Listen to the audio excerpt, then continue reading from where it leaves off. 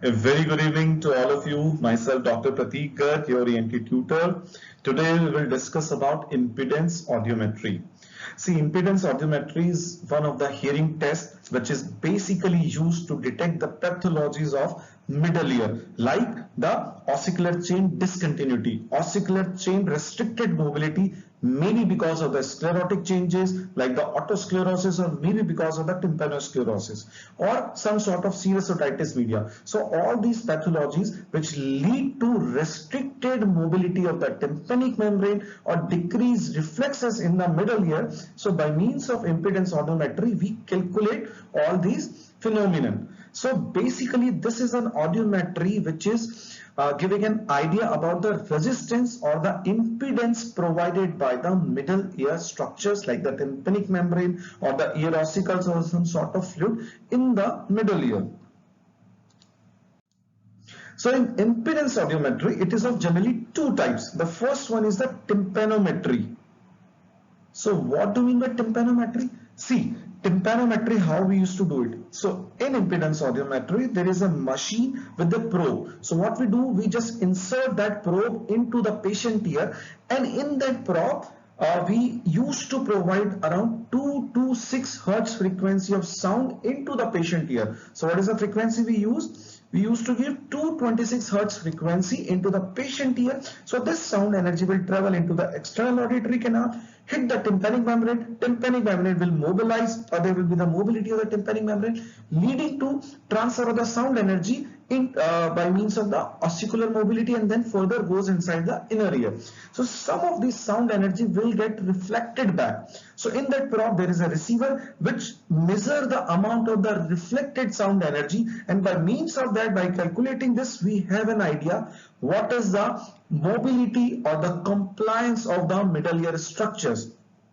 So what we do in the tympanometry, we just provide 226 hertz frequency and measure the mobility of the tympanic membrane.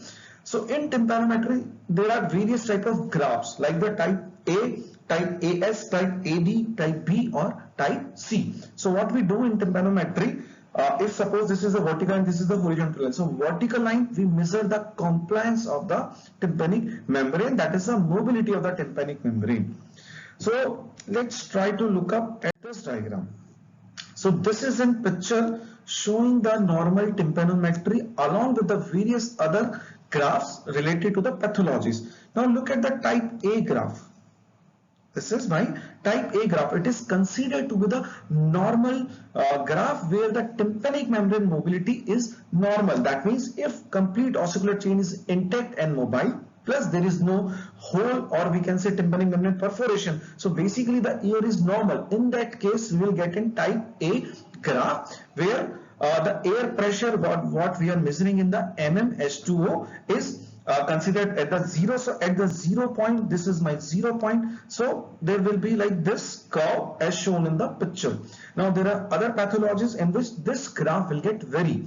Suppose we talk about the AS curve. So in the picture, look at this AS, type AS. So AS, how we remember, S stand for sclerosis, that is otosclerosis. So whenever there is otosclerosis in the ear, so what will happen? The compliance will get decreased, or we can say the mobility of the tympanic membrane will get decreased, giving to a curve which is not that much slow. It is not going higher, it is reduced. So there is reduced compliance of the tympanic membrane, giving a curve which is known as AS curve, or we can say by means of S, otosclerosis. Now again, there is different type of curve is there which is known as AD. So D stand for discontinuity. That's how you can remember. So this is my type AD. So suppose if ossicular chain are not in continuity, that means one of the ossicles is free. So whenever sound energy hit to the tympanic membrane can move or vibrate freely because ossicular chain is discontinued. So there is no impedance factor. So it will be very mobile, leading to a curve which is higher in slope. So showing the type AD. So this is my type AD curve as shown by the this arrow mark. So you can remember D stand for the discontinuity of the ossicle, S stand for the sclerosis. Okay, then there are other curves also like the type B curve. So you can see in the picture, this is a flat line. This is a flat line which is showing the type B curve. This type of curve happens whenever there is a fluid collection into the middle ear. So whenever there is a fluid in the middle ear, again the middle ear, this tympanic membrane mobility will be hampered. There will be restricted mobility of the tympanic membrane, giving to a curve which is a flat curve as known as type B curve. Okay. Then again there is another variant which is known as type C curve. See, look in this type C curve. The height of the curve is same as compared to type A curve, but you can see the pressure, the peak of this curve is at negative pressure, that is at -200. So type C curve denotes the negative middle ear pressure, which may be because of eustachian tube dysfunction, maybe because of retracted tympanic membrane. Got it? So retracted tympanic membrane or eustachian tube dysfunction, which leading to negative pressure into the middle ear, that will give a type C curve, that is at negative pressure. And suppose continued occurrence of this negative pressure will lead to formation of fluid into the middle ear. So this curve will change to type B, which is a flat curve. So I hope you got an idea how we measure the middle ear pathology by means of impedance audiometry, especially the tympanometry. Now the other type of impedance audiometry is acoustic reflex. So what do you mean by acoustic reflex? See, what happens in the middle ear, we all know the stapes bone is attached by means of stapedial muscle. So whenever patient receive a sound louder than 70 decibel, which is maybe the threshold for this stapedial muscle reflex. So whenever a person get a sound energy of more than 70 decibel, then what happens? Usually this stapedial muscle will get contract. So this contraction will lead to decreased vibration of stapes bone. That will prevent any damage which may occur because of loud sound into the inner ear, because less vibration of stapes bone, so less vibration will transmit to inner ear, so that will anyhow protect the inner ear. That is a protective reflex. So we can also use this reflex and detect some abnormality. So how it happens? See, the afferent for this stapedial reflex, whenever we are giving the sound energy above 70 decibel, so the afferent nerve is 8th cranial nerve. So if suppose there is a pathology of 8th cranial nerve, so there will be afferent damage, so there will be no reflex on both the ears.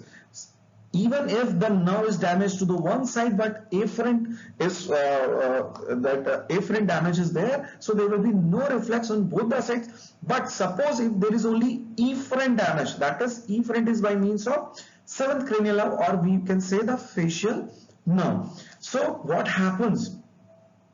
Suppose the facial nerve, that is a motor nerve here for the stapedius muscle. So if this nerve is damaged, there is a 7th nerve cranial palsy, that is a facial palsy. What happens? So this stapedial muscle reflex will be absent only on the side which at which the nerve is damaged. Now why in 8th cranial nerve the reflexes are absent on both the sides, and in efferent damage there is reflexes absent on the one side?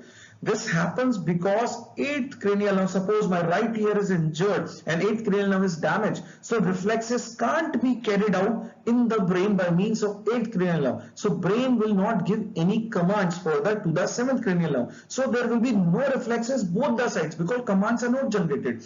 But suppose if facial nerve is damaged in this side, because afferent is intact, so sound energy and that reflex by means of the 8th cranial nerve is going to the brain, then brain is giving signal, but because of the 7th cranial nerve deformity or the defect, the execution can't be done, so the reflexes will be absent on the same side where the nerve damage is there.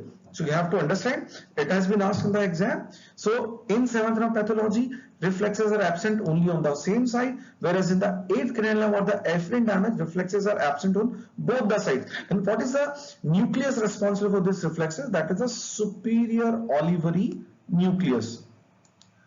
Now how this acoustic reflex is useful? It is useful firstly to test hearing in infants and the young children. If acoustic reflex is present, so we can say the 8th nerve or the 7th nerve are working properly. Okay. to find the malingers. If patient is lying that he can't hear properly and we provide the sound energy more than 70 decibel, if reflexes are present, that means patient is telling lie, reflexes are present, that means patient can perceive the sound. To detect the cochlear pathology, suppose there is any cochlear pathology or any pathology, so that will lead to absent reflexes. And to detect the lesion of the facial nerve. So this is how we can use this acoustic reflex. I hope you got, and basic